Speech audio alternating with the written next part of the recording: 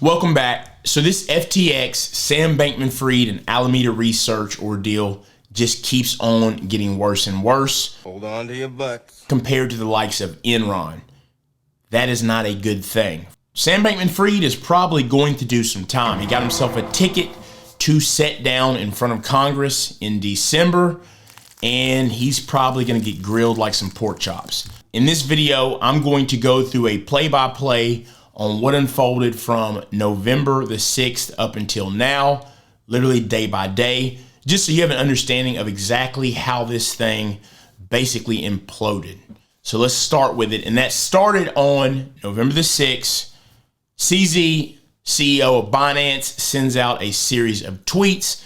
As part of Binance's exit from FTX equity last year, Binance received roughly $2.1 billion USD equivalent in cash, BUSD, and FTT. Due to the recent revelations that have come to light, we have decided to liquidate any remaining FTT on our books.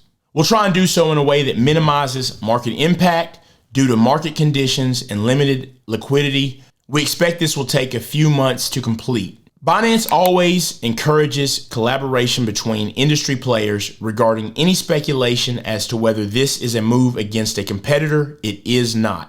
Our industry is in its nascency, and every time a project publicly fails, it hurts every user and every platform. We typically hold tokens for the long term, and we have held on to this token for this long. We stay transparent with our actions. Now, as you can imagine, that type of tweet didn't set well with those who were invested in the project, and the wheels began to turn. But on November the 8th, there was an interesting turn of events. Binance announced that they would be taking over FTX Exchange after being reached out to by FTX asking for some help. Looks like there was a quick turn from liquidating their FTX assets to now they were going to take over FTX. Well, not so quick, because on November 9th, things went from bad to worse. So on November 9th, FTX's sister firm, Alameda Research's website goes down. It states this website is private. This is the same day that the SEC and the CFTC start to investigate if customer funds were misappropriated. Now, on the same day of November 9th, Binance comes back out and says that they will not be acquiring FTX. So that news was a blow. On Thursday, November 10th, FTX is on the hunt for capital. They're going to try to right the ship.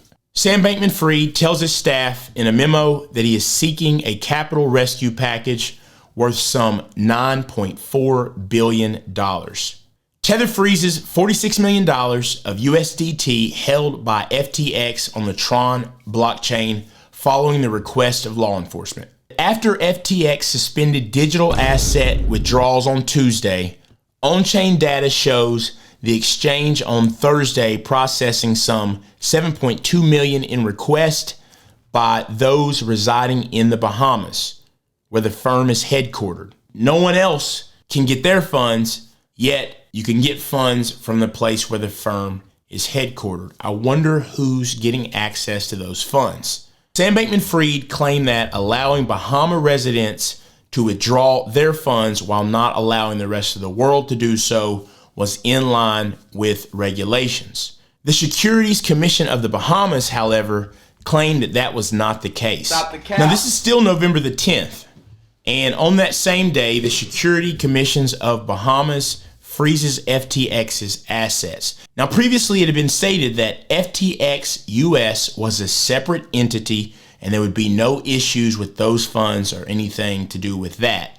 Well, turns out that was not the case, because they came out and said that they very well might have to halt trading on FTX US as well. Friday, November the 11th, the beginning of the end. FTX goes bankrupt. FTX and dozens of affiliated companies are declared bankrupt and seek Chapter 11 protection in the federal court of Delaware. Bankman-Fried resigns. Do me a favor, please. Get out of here. Get out of here, man. Now, at this time, FTX, FTX US, and Alameda Research are placed in the hands of John J. Ray III. He handled the reorganization and bankruptcy of the Enron case. He becomes the CEO. On Saturday, November 12th, right? Saturday is supposed to be a day of relaxation for many. Well, that was not the case because on that day, FTX was hacked for most of its remaining crypto. So $477 million in various cryptocurrencies were hacked from FTX's operational wallet on that Saturday. And it's gone. November the 13th, Bohemian police start to investigate. November the 14th, the collapse of cryptocurrency exchange FTX became the subject of an investigation by federal prosecutors in New York.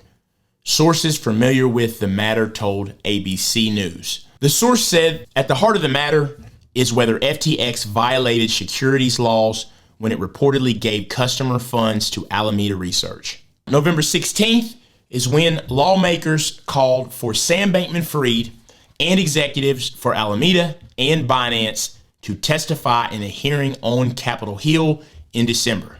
On November the 17th, John J. Ray III, who was installed as the CEO to help guide FTX through this bankruptcy, stated in a court filing, he's never seen such a complete failure of corporate controls in his career, including during the Enron scandal. And that's pretty much where we're at right now. Now, these are just the timelines of the events really that brought us from this thing kind of starting to get messy up to the complete fallout, but that does not include all of the other pieces in terms of those who are affected, whether it be Tom Brady and his ex-wife, the Miami deal, or all these other pieces of this puzzle, as well as more fallout that is likely to come